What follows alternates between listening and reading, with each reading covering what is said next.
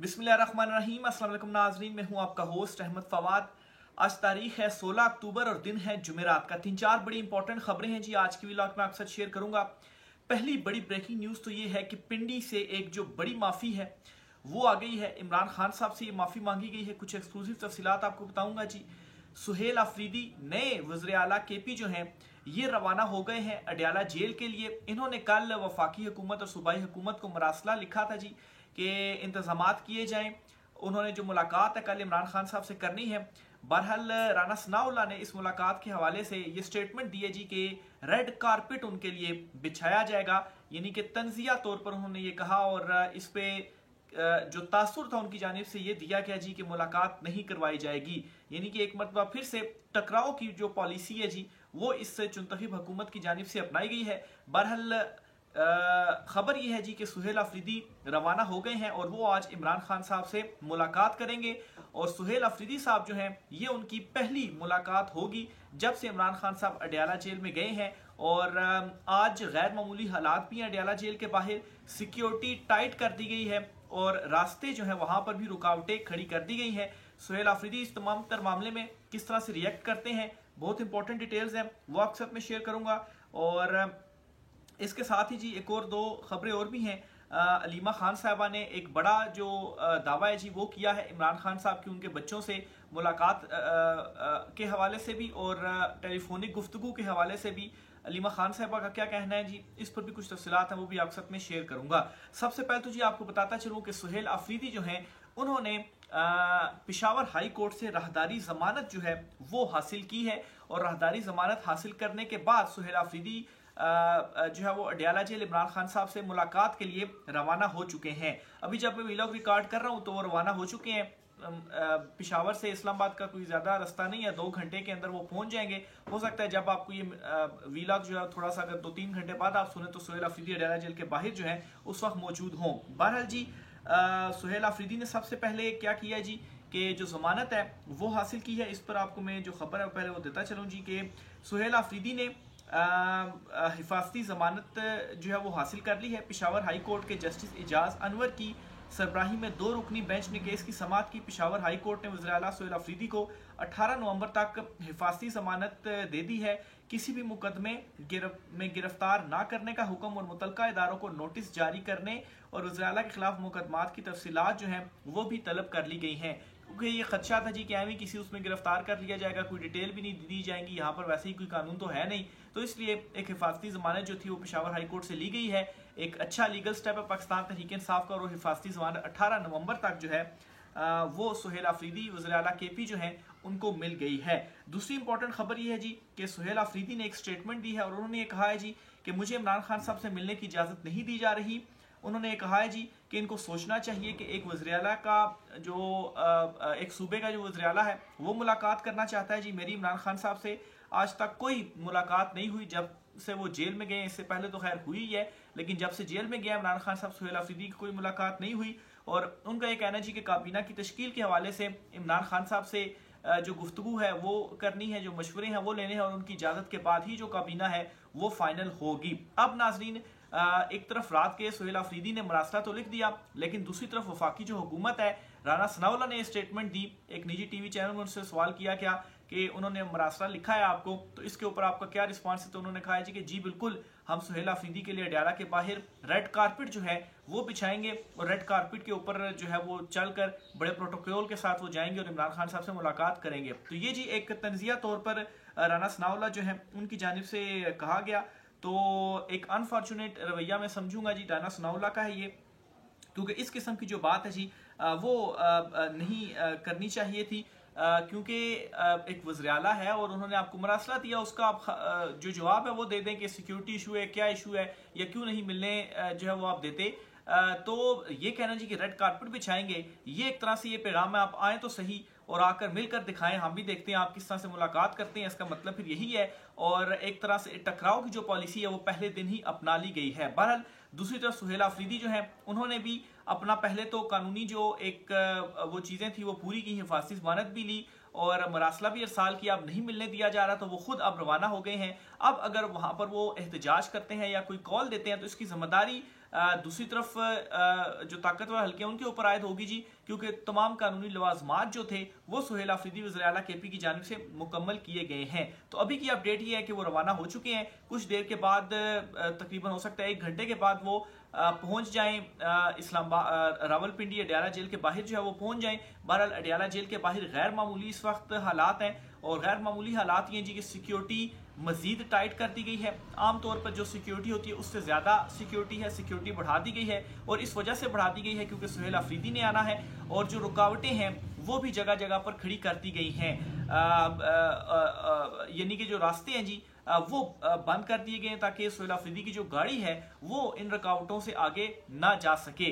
तो ये तो साफ साफ है जी कि आप रोकना चाह रहे हैं कि सुहेल आफरीदी इमरान खान साहब से ना मिलें। दूसरी तरफ जी हिकमत अमली ये अपनाई गई है कि अगर इस तरह से नहीं मिलने दिया जाता तो सुप्रीम कोर्ट ऑफ पाकिस्तान से भी रुजू किया जाएगा, और इस हवाले से जो कानूनी टीम है उनकी जानिब से ऑलरेडी दरखास्त दायर कर दी गई है, और सुप्रीम कोर्ट ऑफ पाकिस्तान में आज ही ये जो दायर दरखास्त है वो दायर करने का इम्कान है जी कि इमरान खान साहब से सुहेल आफरीदी की जो मुलाकात है वो होने दी जाए। तो देखें जी, अब सुहेल आफरीदी के लिए एक बड़ा ये इम्तिहान भी है, क्योंकि यही कुछ जो साबिक वज़ीर आला केपी थे अली अमीन गंडापुर, उनके साथ होता रहा, और अडियाला जेल के बाहर वो जाते रहे, लेकिन कुछ डिफरेंट इस मरतबा सोचना पड़ेगा सुहेल आफरीदी की जानिब से। और मैं समझता हूँ जी कि ऐसे काम जिस तरीके से इमरान खान साहब ने ये फैसला किया था ना, चेकमेट इनको किया था कि सुहेल आफरीदी को नामजद करने के बाद हैरान कर दिया था सबको, एक मतलब है कि जो है वो जमीन उनके पांव तले खींच ली। तो इस किस्म का कोई स्टेप जो है वो उठाना पड़ेगा सुहेल आफरीदी को, जो जाकर उनको ऐसी जगह पर हिट करें कि वो खुद मजबूर हों कि आए सुहेल आफरीदी साहब आप इमरान खान साहब से जो मुलाकात है वो करें। क्योंकि अगर इस तरह से वो खुद भी जाते रहे अदालतों में, खैर कानूनी लवाजमात में पूरे करने हैं, लेकिन अगर इनके पीछे पीछे वो भागते रहे तो जिस तरह अली अमीन गंडापुर थे इनको पीछे पीछे भगाते रहेंगे। तो अगर मुलाकात करनी है और आज नहीं होने दी जाती मुलाकात, तो फिर सुहेल आफरीदी जो है उनको कुछ डिफरेंट जो हिकमत अमली है वो अपनानी होगी, और जो ताकतवर हैं, जो मुखालफीन हैं, जो ये सब कुछ करवा रहे हैं, जो इमरान खान साहब से मुलाकात नहीं होने दे रहे, कुछ ऐसा करना पड़ेगा कि जो उनको हिट करे, और फिर उसके बाद वो खुद मतलब है कि ये कहें कि ठीक है इमरान खान साहब से जो आपकी मुलाकात है वो हम करवाने के लिए तैयार हैं। अभी तक जो काबीना है वो फाइनल नहीं हुई। सुहेल आफरीदी ने नाम तो डिस्कस कर लिए हैं, तय तो कर लिया है कि किन किन को काबीना में शामिल करना है, लेकिन इमरान खान साहब से मुलाकात होगी, उस मुलाकात के बाद ही जो चीज़ें हैं जी वो फाइनल होंगी, और फिर जाकर जो है वो काबीना का अनाउंस सुहेल आफरीदी की जानिब से किया जाएगा। अगली खबर जो आपके साथ शेयर करता चलूँ जी, अलीमा खान साहबा ने एक बड़ी इंपॉर्टेंट जो गुफ्तगू है वो अडियाला जेल के बाहर मौजूद है, वहाँ पर उन्होंने की है। और अलीमा खान साहबा का ये कहना था जी कि अटॉर्नी जनरल उस्मान मंसूर अवान ने बैरिस्टर सलमान सफदर को पैगाम दिया कि 6:30 बजे इमरान खान की बेटों से टेलीफोनिक बात कराई जाएगी, बच्चों को कहें वो इस वक्त रेडी रहें। बच्चे रेडी होकर बैठ के 4 घंटे इंतजार करते रहे, बात जो है वो नहीं हुई। तो ये अलीमा खान साहबा की जानिब से एक बड़ा जो दावा है जी वो किया गया कि इस तरह से जो तंग है वो किया जाता है। कहा जाता है जी कि फलाने टाइम के ऊपर जो मुलाकात है वो होगी, मुलाकात कह रहा हूँ, टेलीफोनिक जो गुफ्तगू है वो इमरान खान साहब से होगी उनके बच्चों की, और उनको रेडी करवाया जाता है, फिर 4-4 घंटे उनको बिठाया जाता है, और फिर जो बात है वो नहीं करवाई जाती। इसी किस्म की जो एक इवेंट था या चीज़ थी वो बच्चों की जानिब से भी सामने आई थी जी कि हमें कहा जाता है जी अनयूजुअल टाइम में कहा जाता है आपकी इमरान खान साहब से मुलाकात जो गुफ्तगू है टेलीफोनिक पर हम वो करवा रहे हैं, यानी कि सुबह 4 बजे कहा जाता है आपने रेडी रहना है, और सुबह से लेकर हम सारे अपने काम छोड़ दें, दोपहर शाम तक हम बैठे रहते हैं और हमारी जो गुफ्तगू है वो नहीं करवाई जाती। और जब गुफ्तगू अगर कॉल मिल भी जाए तो उसमें इतने ज़्यादा वीक सिग्नल होते हैं तो बार बार इंटरप्ट होता है, और दूसरी तरफ से मतलब है कि सिग्नल या जो इंटरनेट है वो भी इतना ज़्यादा स्लो होता है कि बात भी हमारी ठीक तरीके से अगर हो भी तो नहीं हो सकती। अव्वल तो ये इस तरह से तंग करते हैं, जो बात है जी वो भी नहीं करवाते। तो ये वो सारी चीज़ें हैं जी जो मैं समझता हूँ कि सुहेल आफरीदी जो हैं उनके लिए बड़ा इम्तिहान होगा कि वो इन तमाम तर चीज़ों को किस तरीके से टैकल करते हैं, और क्या एक नई हिकमत अमली अपनाते हैं, आउट ऑफ द बॉक्स क्या वो एक आइडिया लेकर आते हैं जिसके बाद खुद उनकी जो मुलाकात है वो इमरान खान साहब से करवाई जाए। नेक्स्ट खबर जो आपसे शेयर करनी है जी वो है जी पिंडी से एक बड़ी माफ़ी आ गई है, और पिंडी से माफ़ी ये आई है कि फैजुल हसन चौहान उनके हवाले से ख्याल किया जाता है जी कि एस्टैब्लिशमेंट के बड़े करीबी हैं, पिंडी वालों के वो बहुत ज़्यादा करीबी हैं। उन्होंने एक बड़ी जो मतलब है कि स्टेटमेंट थी, बड़ा जो दावा था जी वो किया था, और कहा था जी कि सुहेल आफरीदी वज़ीर आला वो नहीं बनेंगे, और उसमें उन्होंने कहा था जी कि अगर वो बन गए तो फिर मैं माफ़ी मांगूंगा। तो अब ये हुआ है जी कि सोहेल अफरीदी तो बन गए हैं और अब उनकी जानिब से जो माफ़ी है वो मांग ली गई है। पाकिस्तान तहरीक-ए-इंसाफ के जो लोग हैं या वो जो दावा उनकी जानिब से किया गया था वो चूँकि बाउंस बैक हो गया था, उस पर उनकी जानिब से जो माफ़ी है वो मांगी गई है। एक दो चीज़ें और भी आपके साथ शेयर करनी है जी, और वो है जी बुनियादी तौर पर सुप्रीम कोर्ट ऑफ पाकिस्तान से। सुप्रीम कोर्ट ऑफ पाकिस्तान में आज बड़ा एक इम्पॉर्टेंट इवेंट हो रहा है और ये है जी बैनुल मज़ाहिब हम आहंगी और बुनियादी हकूक़ से मुतल्लिक ये सिम्पोजियम है जो कि सुप्रीम कोर्ट ऑफ पाकिस्तान में हो रहा है। और इस सिम्पोजियम में जो चीफ जस्टिस याया अफरीदी साहब हैं उन्होंने जो खिताब है जी वो भी किया है। वो क्या कहते हैं जी कि बाहमी एहतराम, बुनियादी हकूक़ और इंसाफ सब के लिए मौजू पर हम यहाँ पर इकट्ठे हुए हैं। और फिर उन्होंने ये भी कहा जी कि बुनियादी हकूक़ किसी भी माशरे के इस्तेकाम में जो है वो अहम जो किरदार है वो अदा करते हैं।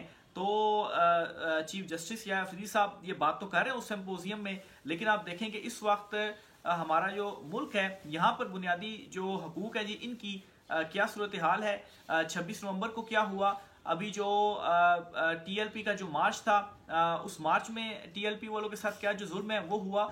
देखें जो सियासी इख्तलाफात होते हैं या आपका मौक़िफ़ डिफरेंट होता है, दूसरे का मौक़िफ़ डिफरेंट होता है, ये कोई ऐसी बात नहीं है, बिल्कुल डिफरेंट होता है, लेकिन उनका जो तर्ज सियासत है उससे भी इख्तलाफ जो है वो हो सकता है। लेकिन बात यह है कि ये कोई ऐसा जवाज़ नहीं है कि इस चीज़ को जवाज़ बनाकर जो जुल्म उनके साथ किया गया वो आप करें, तो ये किसी सूरत नहीं होना चाहिए। हाँ, अदालतों में पेश करें और अदालतों में चीज़ों को साबित करें और उसके बाद अदालतें जो है वो कानूनी तरीक़ाकार के ज़रिए अगर उन्होंने कोई खिलाफ वर्जी की है तो उसकी जो सज़ाएं हैं वो उस तरह से होनी चाहिए। तो बहरहाल जी चीफ जस्टिस याया अफरीदी साहब जो हैं वो यहाँ पर बात तो कर रहे हैं कि बुनियादी हकूक़ जो हैं वो किसी भी माशरे के इस्तेकाम के लिए बहुत अहम जो किरदार है वो अदा करते हैं, बल्कि बुनियादी हकूक़ ना हो तो माशरा इस्तेकाम उस माशरे के अंदर आएगा कैसे, ये तो हो ही नहीं सकता।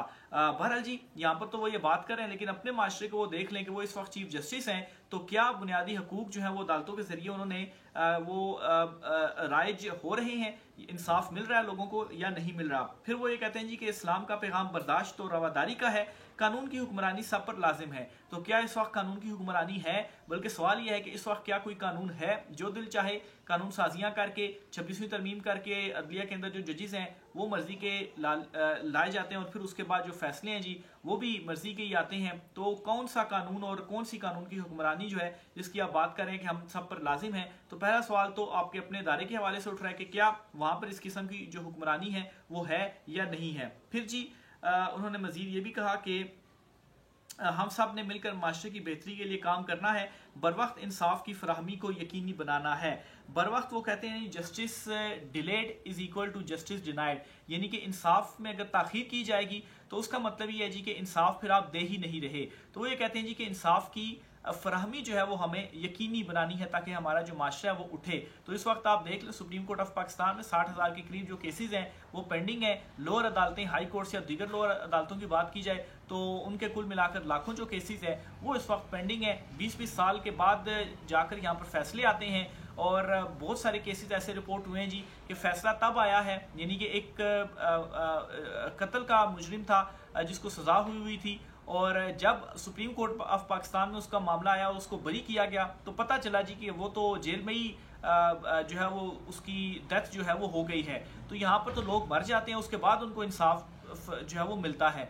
तो इंसाफ डिले नहीं बल्कि इंसाफ आप यहाँ से ऐसी बात करें कि इंसाफ मतलब डिले से भी ज़्यादा डिले हो रहा है कि आप देखें ना कि डिले तो ये होगा कि 1 साल नहीं तो 2 साल या 3 साल में उसको इंसाफ मिल रहा है। यहाँ पर क्या हो रहा है जी कि वो बंदा ही उसकी डेथ हो गई और फिर जाकर उसको आप बरी जो है वो कर रहे हैं। तो ये तो इंसाफ ना हुआ बल्कि ये तो जुल्म ही हुआ जो कि इंसाफ के नाम पर आप जो है वो किया जा रहा है। तो चीफ जस्टिस साहब की जानिब से ये बातें तो की जा रही हैं, ये बातें हैं तो बड़ी अच्छी, लेकिन इनके ऊपर प्रैक्टिकली इस वक्त इम्प्लीमेंट होता हुआ हमारी अदलिया के अंदर नज़र जो है वो नहीं आ रहा। तो ये आज की हम तफसीलात थी, राय का इज़हार कीजिएगा। आज के व्लॉग से इतना ही, इजाज़त दीजिए, अल्लाह हाफिज़।